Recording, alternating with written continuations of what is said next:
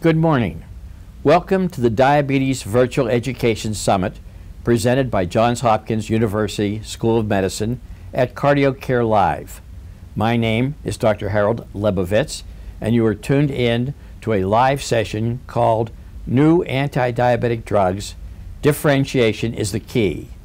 I am a professor of medicine in the Division of Endocrinology at the State University of New York Health Science Center at Brooklyn. Before we get started, I would like to remind our audience that you may ask questions in real time throughout the presentation, and I will answer them at the conclusion of the presentation. You can send me your questions anytime during the program through the box in the lower left-hand side of your screen. We're going to start the presentation. This is my disclosure information.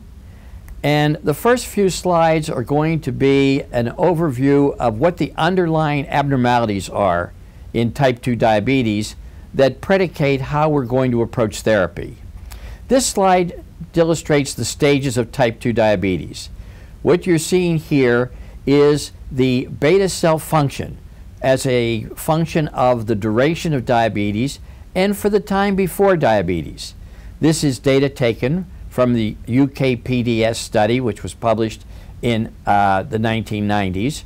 What they found was that at the time of diagnosis of diabetes, beta cell function is already reduced by about 50%. And it continues to decline throughout the course of diabetes.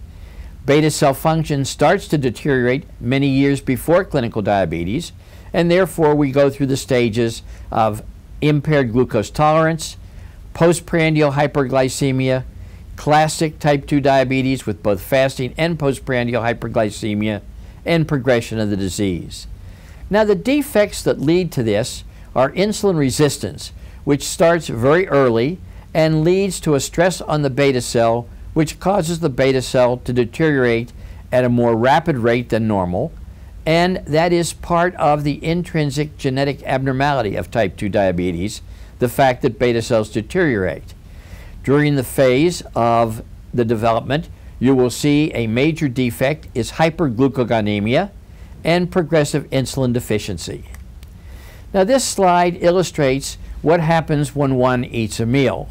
In a normal individual, which is shown in blue, you get an increase in insulin secretion with the meal and a suppression of glucagon secretion. That leads to normal rises in the postprandial glucose and very rapid return to normal. In the type 2 diabetic patient, there is a deficiency in insulin secretion as seen in the red line, so that one has a delay in the output of insulin and a deficient amount. An even more impressive defect, however, is the inability to suppress glucagon. Notice in the second panel, the normal individual, when they eat a meal, will suppress glucagon dramatically, so that decreases hepatic glucose production. Whereas in the type 2 diabetic, the increased hepatic glucose production, which is occurring during fasting, does not abate, it continues.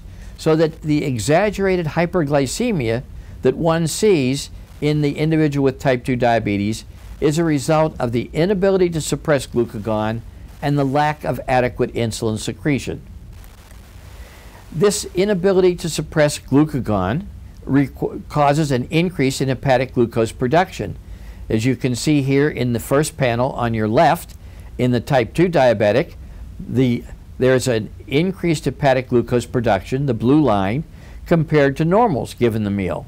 This is even as dramatic, if more dramatic, in the type 1 diabetic, shown in the panel on the right. Now, therefore, the exaggerated hyperglycemia that one sees in people with type 2 diabetes, while it is a result of inadequate insulin, its driving force is really the hyperglucogonemia, as shown in this slide on the right-hand panel. Here you're looking at hepatic glucose production in a normal individual given a meal in green, and in the type 2 diabetic in the blue. So that there is this problem with exaggerated hepatic glucose production in the type 2 diabetic. Now, in the type 2 diabetic, they are also insulin resistant, so that insulin administered to the type 2 diabetic does not restore the abnormal glucagon secretion. In other words, the postprandial hyperglucagonemia is not corrected by exogenous insulin, as shown in this particular slide. This study was actually done in the 1970s by Dr. Roger Unger, who was one of the pioneers in identifying the role of glucagon in making normal glucose homeostasis. Now, when you eat a meal, you put out certain hormones from the GI tract. These are called incretins. The way we learned about incretins was that in the early 1960s, when the insulin assay became available, investigators gave individuals either oral glucose or intravenous glucose, and matching the glucose levels with the intravenous glucose to that with the oral glucose. And that's shown here in the left-hand panel. When you looked at insulin secretion, given intravenous glucose, the insulin secretion was far less than when the same glucose levels were achieved by oral glucose. This black area on the left-hand panel is the increase in insulin that is due to the meal, to the oral ingestion. We call this the incretin effect, so that there are GI factors which potentiate the ability to put out insulin in response to glucose. Now, in the type 2 diabetic, which you can see in the right-hand panel, if one does the same study, again, if you look at the blackened area, the incretin effect is markedly reduced. So type 2 diabetes is not only a defect of insulin secretion and glucagon secretion, it is an inability to have normal incretin function. And these are all abnormalities that we're going to want to correct with our therapy. Well, after many years, it was determined that the incretin factors were two hormones, one called glucagon-like peptide 1, and the other called GIP, or glucose independent insulinotropic factor. GIP does not have much effect in people with type 2 diabetes because they are resistant to it. However, GLP-1 has a dramatic effect. It is still active when you give it to people with type 2 diabetes. Remember, we pointed out that the incretin effect was deficient in people with type 2 diabetes. Therefore, when GLP-1 became available, one of the first studies to be done was to determine whether giving GLP-1 could restore glucose levels toward normal in people with type 2 diabetes. This slide shows that if you give an infusion of GLP-1, which is the data in blue, compared to an infusion of, the saline is in blue, given the darker line is the GLP-1 infusion. Notice in the first panel that giving GLP-1 causes the glucose levels to come down to normal. The reason for that is that you now see a marked increase in insulin secretion due to the incretin effect, and you now see that the glucagon secretion, which was abnormal in the saline infusion, is now restored to normal with the GLP-1. So GLP-1 infusions will improve glucose levels in the type 2 diabetic by increasing insulin secretion and decreasing the exaggerated glucagon secretion. What is very important here is to note that when the glucose levels get to normal, that is at the end of the study, notice that the insulin secretion comes back down to normal and the glucagon secretion rises back to normal. So the effect of GLP-1 only occurs when there is hyperglycemia. When the glucose levels are back to normal, both the glucagon and insulin secretory effects are now abolished. This means that people given GLP-1 will not get hypoglycemia. Now, GLP-1, which is a naturally secreted hormone, is very rapidly metabolized in the body by an enzyme called dipeptidyl peptidase 4. This enzyme is present in all tissues, and it very rapidly inactivates native GLP-1. So when you eat a meal, you put out GLP-1, but it is rapidly metabolized, so you never generate very high levels. This enzyme, DPP4, it cleaves the GLP-1 so rapidly that its half-life in the plasma is only about 1 to 4 minutes. And you can see here, this is just a diagram showing the effect of the DPP4 in metabolizing both GLP-1 and GIP. Now, if we want to replace GLP-1, remember we said the incretin effect in type 2 diabetics is low. So one way to get it is to replete or increase GLP-1. So if we block the DPP4 enzyme, we can elevate endogenous GLP-1 levels. Or if we have an analog of GLP-1 that is no longer activated or inactivated by the DPP4 enzyme, we can get higher and higher levels of GLP-1 in the plasma. Now it turns out that low increases or modest increases in GLP-1 will increase insulin secretion and lower glucagon secretion. When you get higher levels, as you might get with a GLP-1 receptor agonist, you now see a delay in gastric emptying, you will see a decrease in appetite due to an increase in satiety, and a decrease in weight loss. So modest elevations of GLP-1 will affect the glucose, higher levels will affect the glucose and will reduce food intake and cause weight loss. Now, recently, the American Diabetes Association has developed a new standard for how, or a guideline for treating type 2 diabetes. In their guidelines, which were just published this April, they recommend that you start all people with type 2 diabetes on metformin.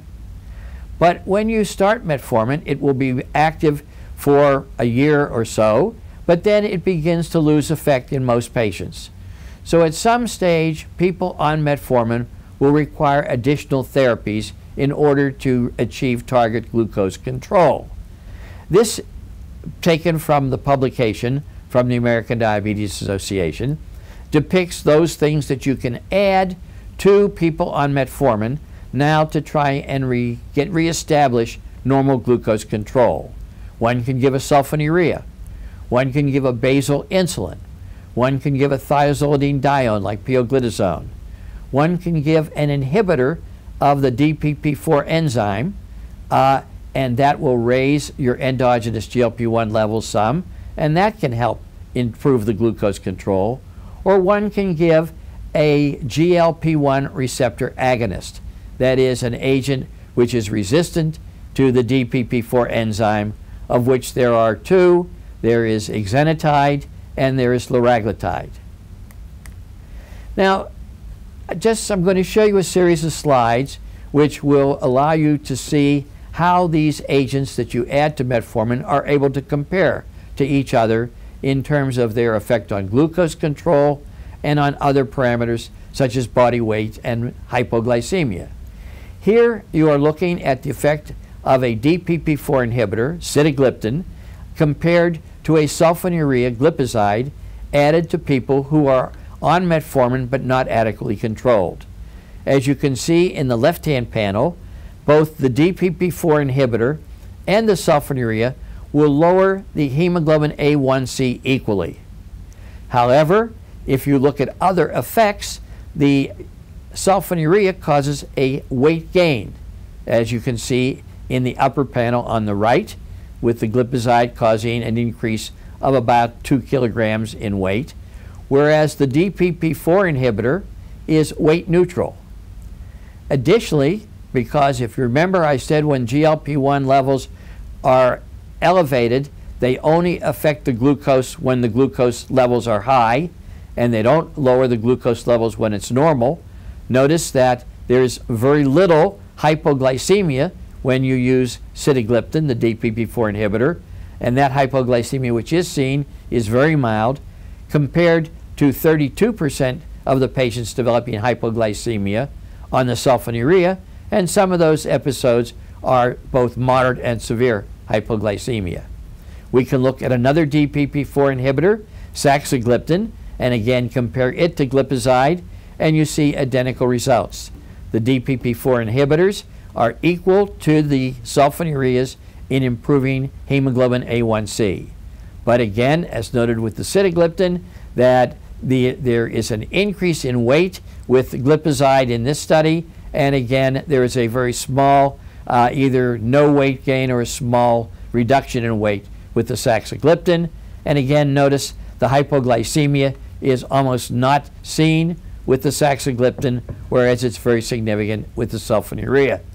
So, in summary, the DPP-4 inhibitors are equally effective to sulfonylureas, but have a side effect profile which is much better than the sulfonylureas. Now, let's look at a thiazolidinedione. This is a study comparing people failing metformin, either adding a basal insulin or adding a thiazolidinedione, a third oral agent. If you look at the entire population that was done, it appears that the basal insulin and the TZD are equally effective in lowering the A1C. However, notice in the right-hand panel that the thiazolidinedione is as good as the basal insulin in individuals where the hemoglobin A1C on metformin is 8% or 8.5%. However, when the A1C is 8.5% or higher, notice that the basal insulin is more effective than the thiazolidinedione. So for people failing metformin who have higher levels of A1C, a basal insulin would be preferred over a thiazolidinedione. Now, how does a basal insulin compare to a DPP-4 inhibitor? Well, here you're looking at glargine insulin, which is a basal insulin given at bedtime, compared to treating somebody with sitagliptin in people who are failing metformin. Here you notice that the basal insulin is more potent than is the DPP-4 inhibitor in lowering the A1C, and you can see again the difference between the blue and the red line. The same thing is true since basal insulins primarily lower the fasting glucose and have very little effect on the postprandial. Notice that the major effect of the glargine insulin compared to the sitagliptin is really due to the much more impressive lowering of the fasting plasma glucose. If one looks at now 7.24-hour glucose profiles, the upper two lines are the basal levels, that is the control levels. The two lower are the profiles on either sitagliptin or basal insulin, glargine. Notice that the glargine insulin lowers the fasting glucose much more, but has very little effect on the post-meal glucose, whereas the sitagliptin has a small effect on the fasting, but primarily lowers the postprandial glucoses. So the mechanisms are different, and that's what accounts for the differences in A1C lowering. Now, the other agents that we can use instead of a DPP-4 inhibitor, we can give a GLP-1 receptor agonist. Exenatide is a molecule which is found in the Gila monster saliva. That's a lizard that runs around the desert of southwest United States. It turns out that exenatide is a molecule which has 50% homology with GLP-1, but those molecules that are the same, the amino acids, are identical to the ones in GLP-1 that bind to the receptor. So exenatide will bind to the GLP-1 receptor just as well as GLP-1. And you can see that here, if you now give exenatide versus insulin glargine, notice that the exenatide will abolish postprandial glucose rises, whereas the glargine, this is the left-hand panel, looks at your baseline 7-point profile versus after 26 weeks of exenatide. Notice that the fasting glucose is lowered some, but the postprandial rises are almost abolished, particularly after breakfast and the evening meal. So the GLP-1 receptor agonist improves hemoglobin A1C by lowering the fasting somewhat, but dramatically lowering the postprandial glucose. Now, on the right-hand panel, you see what happens in people given insulin glargine. Here, the fasting glucose lowering is much greater than with exenatide, but there's no significant effect on the postprandial glucose rises. As a result, the exenatide and the insulin glargine, when added to metformin, will lower the hemoglobin A1C the same, but the mechanisms are different.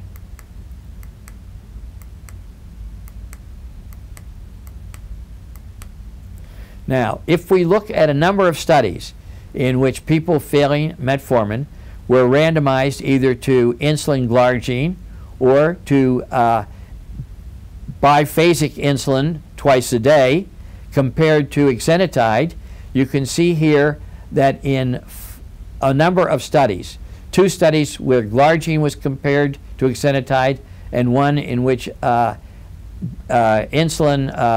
insulins twice daily were compared, the A1C lowering was the same as shown in the upper panel. However, as you can see in the lower panel, with insulin you get a significant increase in body weight, anywhere from 2 to 3 kilograms, whereas with exenatide, as I pointed out to you, when you give pharmacologic doses of GLP-1 receptor agonists, you get weight loss. So while the improvement in A1C is the same, the disadvantage is that insulin causes a 2 to 3 kilogram weight gain, whereas the exenatide causes a 2 to 3 kilogram weight loss.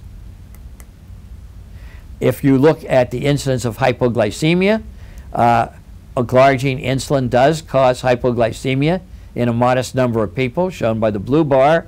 However, again, as I pointed out to you, when you give exenatide, which is a GLP-1 receptor agonist, as it lowers the glucoses toward normal, it does not cause hypoglycemia, and therefore the incidence of hypoglycemia is very low, as shown by the yellow bar, and that hypoglycemia which does occur is very mild. Now, we can take the other GLP-1 receptor agonist, liraglutide, and compare it to insulin glargine in this study, and you see the results are similar to that I showed you with exenatide. Here again, the lowering of the A1C is comparable with liraglutide and insulin glargine. However, there is weight loss with liraglutide and weight gain with insulin glargine, and there's very little hypoglycemia with the liraglutide. Now, we also have a long-acting exenatide, which has just been approved and is marketed, called exenatide LAR, or extended release. And again, if we want to compare people failing metformin to given a long-acting GLP-1 receptor agonist compared to sitagliptin, which is the DPP-4 inhibitor, or pioglitazone, which is a thiazolidinedione, you can see here that when you add the DPP-4 inhibitor to people failing metformin, you get a modest decrease in A1C. The thiazolidinedione gives you a somewhat greater decrease, and the greatest decrease is seen with the exenatide extended release. Now, again, if we look at other factors, notice that with the thiazolidinedione, that is pioglitazone, you get a very significant weight gain. With the sitagliptin, you are weight neutral, but with the exenatide extended release, you see a very significant weight loss.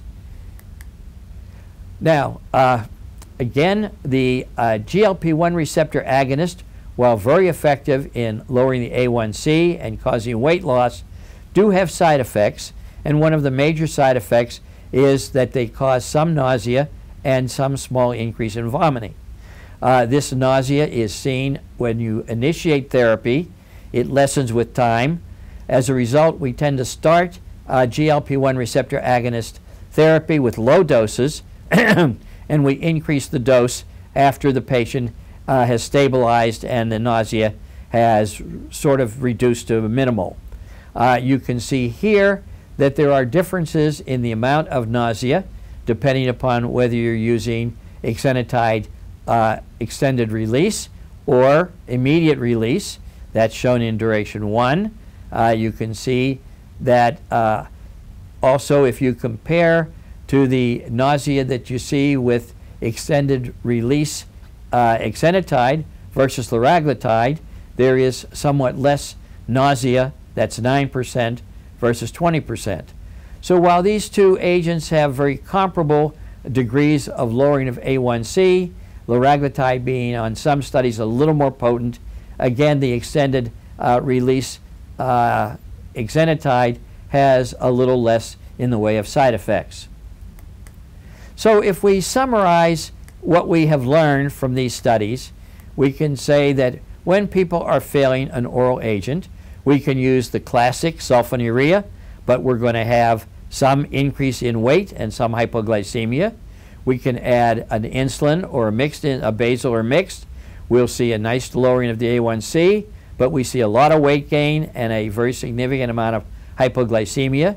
We can add a thiazolidinedione, pioglitazone. We will have weight gain. We will have very little hypoglycemia. We'll get some improvement.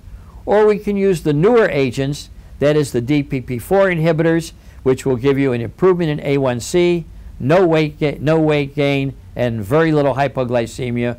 Or we can use a GLP-1 receptor agonist, in which we get a great improvement in A1C. We see very significant weight loss, and we see little or no hypoglycemia. So if we now summarize, this slide summarizes, in people failing metformin, we can use a DPP-4 inhibitor, which has very nice advantages, very little side effects, but it's not as potent as basal insulin or exenatide. But it does have a very, very nice benign side effect profile. We can go to a basal insulin, which is very effective, but it does, again, cause some weight gain and some hypoglycemia. It's more potent than a DPP-4 inhibitor.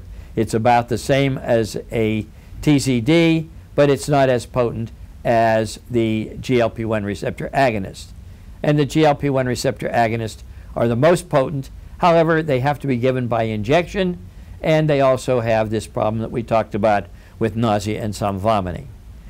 Now, in addition to using the GLP-1 receptor agonist on top of metformin, there now are several studies showing that if we need to go to a third level, that is, we've given a patient metformin, we now have added a GLP-1 receptor agonist, and then they still require additional therapy, one can add a basal insulin to the GLP-1 receptor agonist.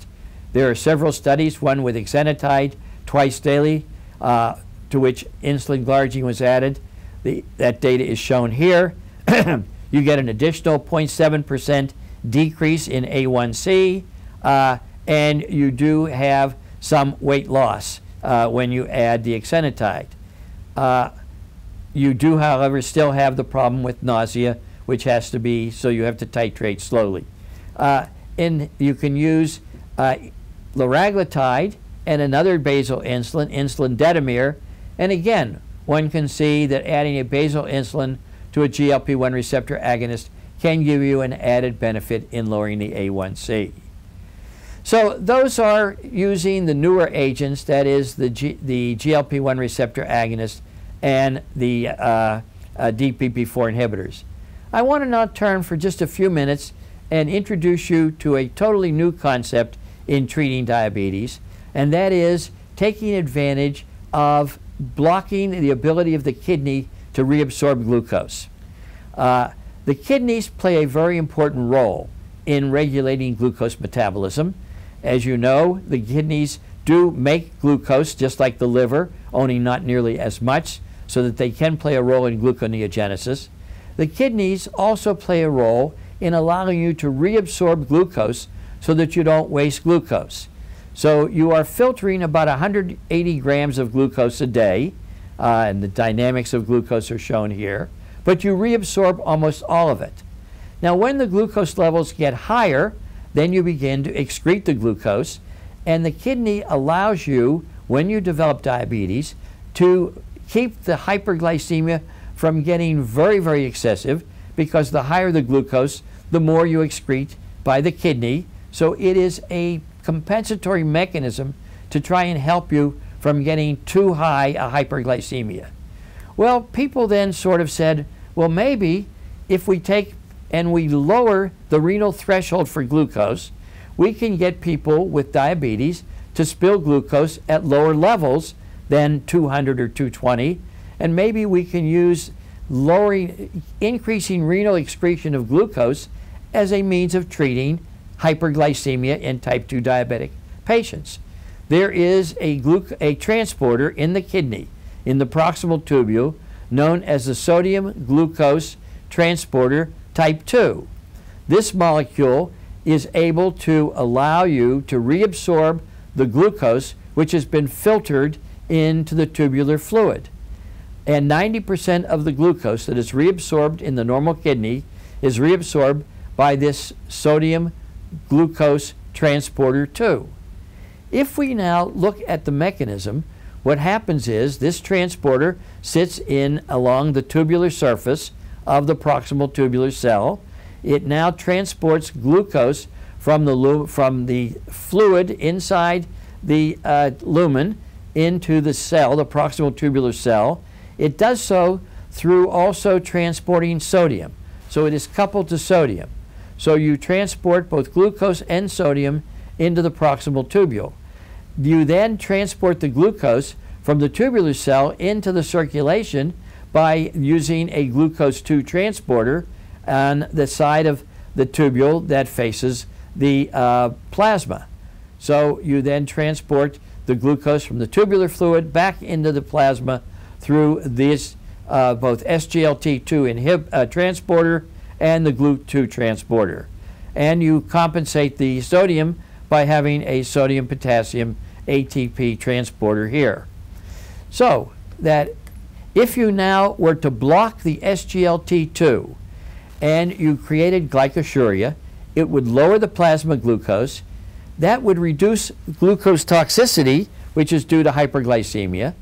It would cause weight loss because you would reduce calories by wasting them in the urine. It would prevent renal hyperfiltration because you prevent the excess sodium delivery.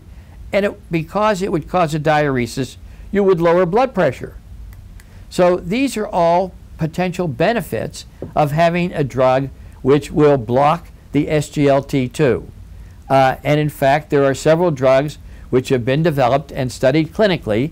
One is dapagliflozin, and one is, there's another drug that is being canagliflozin. These drugs have been used in experimental studies, and you can see here when you give dapagliflozin to individuals with type 2 diabetes, you greatly increase the renal glucosuria, and that will also happen in normal people. This increase in renal glycosuria in people with type 2 diabetes will significantly lower the postprandial glucose, because instead of waiting until the glucose is 220 or 230 or 240 to be filtered and excreted, it will now be excreted at levels of 140, 150. And you can see here you get a dramatic lowering of the postprandial glucose when you use an SGLT2 inhibitor. That will cause a decrease in hemoglobin A1C of about 0.6 to 0.8%. And you also see a weight loss of about 2 to 3 kilograms. So this class of drugs, the so-called SGLT2 inhibitors, have potential benefits in treating people with type 2 diabetes. Both dapagliflozin and the other canagliflozin are being reviewed by the FDA, and neither has been approved yet in the US, though they are being at least reviewed for approval. Dapagliflozin is now approved and is going to be marketed in Europe and in Australia. So that these are drugs which are on the horizon, which I thought would be worth your knowing about, since it's likely that they will get onto the US market within the next year or so. Now, there are some potential disadvantages. Potentially, one worries about hypoglycemia, hypotension, dehydration, an increase in hematocrit, whether there'd be changes in electrolytes, bone health, renal health, and urinary tract infections. So far, in very large clinical trials, there have not been very much in the way of difficulties. There's been a very slight increase in urinary tract infections, More importantly, there's been a small increase in genital fungal infections. So again, these are drugs which have a totally different mechanism of action, which may be useful someday in the near future for adding to our current therapies, and therefore I thought they would be worth introducing to you. So we have now classes of anti-diabetic drugs that you can use, and I classify them by mechanism. Those that increase insulin availability but are glucose independent, therefore they'll lower glucose, but they may give you hypoglycemia. There are those that increase insulin availability but are glucose dependent and won't give you hypoglycemia, and that is the newer class of DPP-4s and GLP-1 receptor agonists. There are drugs that decrease insulin resistance. Metformin, acting on the liver, the TZDs like pioglitazone, acting on the liver and the periphery. There are drugs that decrease glucagon. Only the GLP-1 receptor agonists and DPP-4 inhibitors and amylin analogs will use this mechanism of action. And finally, there are drugs that will lower the glucose independent of the pathophysiologic defects of type 2 diabetes. Those are drugs that affect the GI tract, like acarbose, an alpha-glucosidase inhibitor, bile acid sequestrants, these new SGLT2 inhibitors that I talked about, and perhaps a drug which is not very often used and which is still being explored by people, a so-called dopamine agonist. We then can classify drugs not only by mechanism but by side effects. So we have drugs that cause weight gain, sulfonylureas, meglitinides, insulin, thiazolidinediones, drugs that are weight neutral, DPP-4 inhibitors, alpha-glucosidase inhibitors, drugs that cause weight loss, metformin, the sodium glucose transporter 2 inhibitors, and the GLP-1 receptor agonists. We can show that the thing that I passed up was merely to show that all insulin therapies cause weight gain. Here again is a study where insulins were added to oral agents, both basal and prandial and mixed insulins, and note that there is significant weight gain with all of the insulins and significant hypoglycemia. Agents which cause hypoglycemia, clearly the sulfonylureas, the meglitinides, and insulin, and there are those agents which don't cause hypoglycemia. The reason I make these differences is that when you use agents, you want to ask yourself, what will lower the glucose? Do I have to worry about weight gain? Do I have to worry about hypoglycemia? And we now know from a number of studies that severe hypoglycemia in patients with type 2 diabetes is subsequently followed over a period of time by a bad series of outcomes, whether it be an increase in cardiovascular events, maybe an increase in cardiovascular death. We don't know why severe hypoglycemia is associated with subsequent bad outcomes, but it's nonetheless evident that we want to prevent severe hypoglycemia in our patients who have type 2 diabetes. So what I've tried to do is take you through some of the newer and the older agents, the advantages, the disadvantages, and the comparative data. We can now stop, and it's time to answer questions that have come in.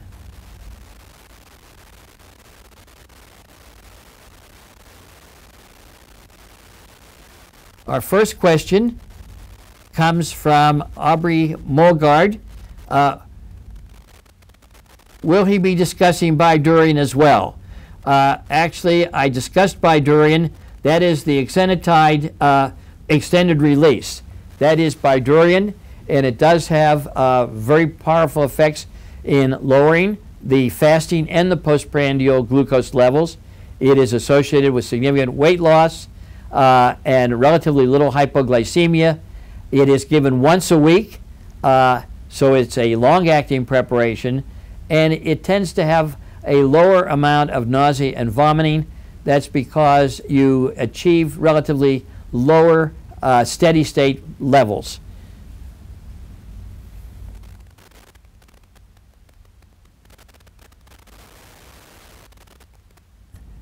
The second question comes from Jamie Klukin. Do you feel the weight loss seen with GLP agonists is significantly beneficial? A 5-pound weight loss doesn't seem like clearly enough for many of my patients to consider the additional cost. I think one clearly has to look not only at the weight loss of 5 pounds, but the weight gain of 5 pounds with insulin therapy. And I think there is very little doubt that weight gain does increase hyperglycemia, makes it more difficult to get a lowering of the A1C. So it is hard to get definitive studies. There are epidemiologic studies that show that the more weight gain people with type 2 diabetes have, the higher is the incidence of cardiovascular complications. Certainly, we don't recommend the GLP-1 receptor agonist as a therapy for weight loss. In other words, this is not an obesity treatment. It is an added benefit to have weight loss when you're trying to lower the glucose and to have little or no hypoglycemia.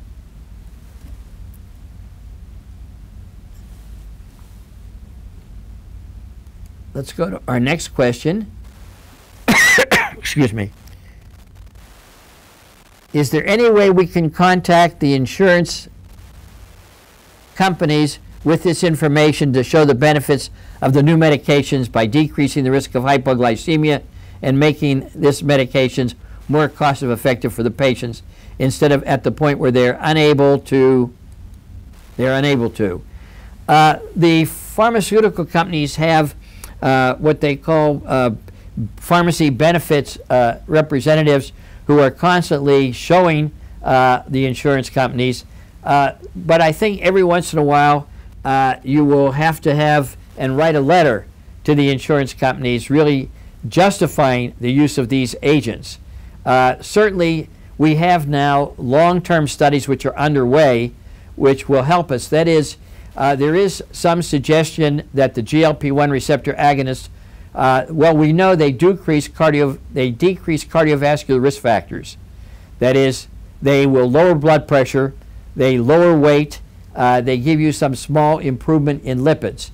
There are, for both liraglutide and Bydureon, there are long-term 5-year studies which are underway to try and see whether one can demonstrate actually clinical cardiovascular benefits of these agents.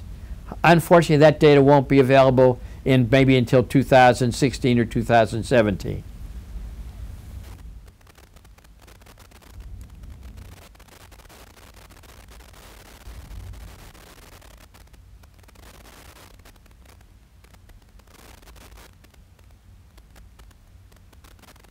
Is the patient who is, Annette Musano has asked the question, in a patient who has failed metformin, currently on sulfonylurea with a TZD and having weight gain, to start GLP-1, should this be added to the regimen of current medications or should some be discontinued?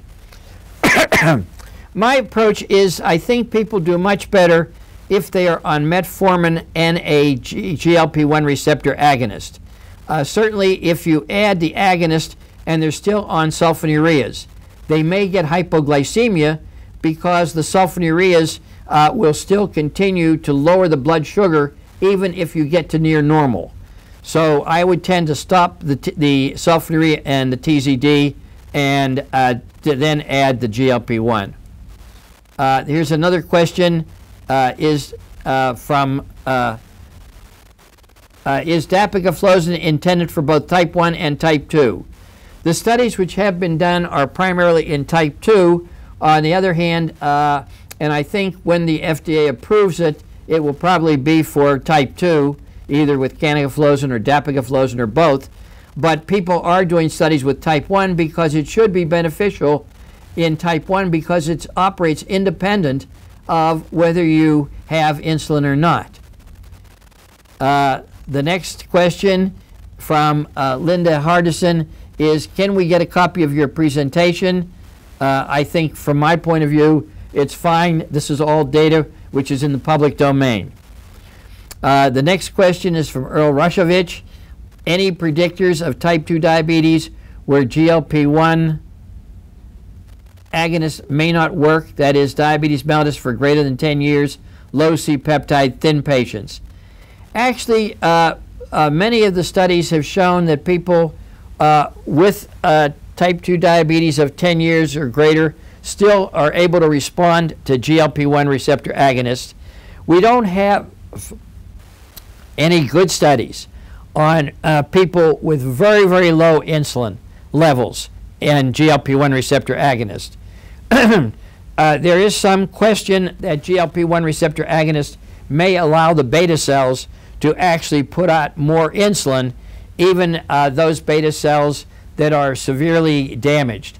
It turns out that the defect in type 2 diabetes, while you lose beta cells, you also continue to have beta cells even many years later, but they are deficient in their ability to put out insulin. Those beta cells may be able to respond to GLP-1 receptor agonists, although actually we have very little data on very long-standing people with type 2 diabetes and GLP-1 receptor agonists.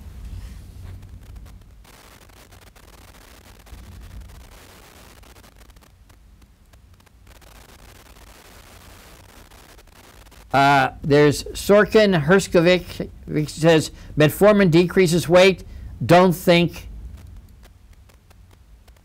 so. Actually, there's a huge amount of data showing that metformin will lower weight by anywhere from 1 to 3 kilograms mean. It's not a huge weight loss, but it certainly will tend in large studies to give you a small amount of weight loss. Again, I don't use it for a weight loss program. But it is, that's one of the reasons why metformin is first-line therapy, is because it does improve A1C and glycemia, but it does so with a little bit of weight loss and no significant hypoglycemia. When a patient is failing metformin, do you discontinue it at initiation of other medications or continue it? Generally, we continue the metformin because when metformin is on board, it is an insulin sensitizer at the level of the liver. So if you add insulin, you need lower doses of insulin. If you add a GLP-1 receptor agonist, it gives you the added benefit. So we generally continue the metformin unless there's some contraindication. Jody Childs, are there any major differences between the DPP-4 among the DPP-4 inhibitors? Not really. I think the only things that people have pointed out is that there's a little bit of difference in metabolism with linaclotide, with the Boehringer preparation. They claim that you don't have to cut the dose when in people with renal disease. With sitagliptin and saxagliptin, you generally cut the dose in half if you're going to give it to people who have significantly impaired renal function. With linagliptin, you don't have to do that. But basically, they have about the same effects.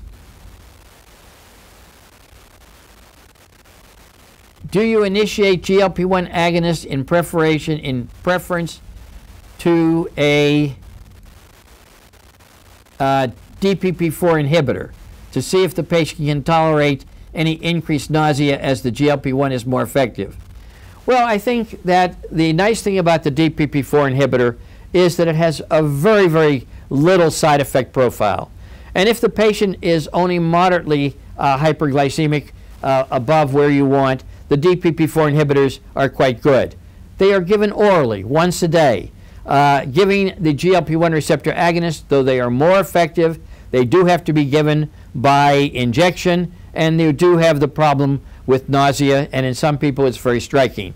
So I generally would start with the DPP-4 inhibitor first, and if it doesn't work, then I would go on. There's another question from Gerald Scher, reference to SGLT2 inhibitors. Do you anticipate any restrictions, relative contraindications for using this class in combination with diuresis or in elderly patients who in general might be more volume dependent? I think that it's unclear at the moment. The one thing we can say is that they don't really work when you have very poor renal function. I'm going to have to close, so unfortunately there are many more questions. I unfortunately can't get to them all. But let me then close. There's many, many more questions. I'm really sorry that I can't get to them. I would like to thank Boehringer Ingelheim and the Amylin Pharmaceuticals for their support of this important educational program. Please remember to complete the quiz at the end of the session in order to secure your CME credits, and to stay tuned for the next session. What works for type 2 diabetes and associated diabetes with Dr. Thomas Donner. And I thank you very much for joining me, and I apologize for not being able to answer all the myriad more questions that were on the bulletin board. Thank you so much and have a good day.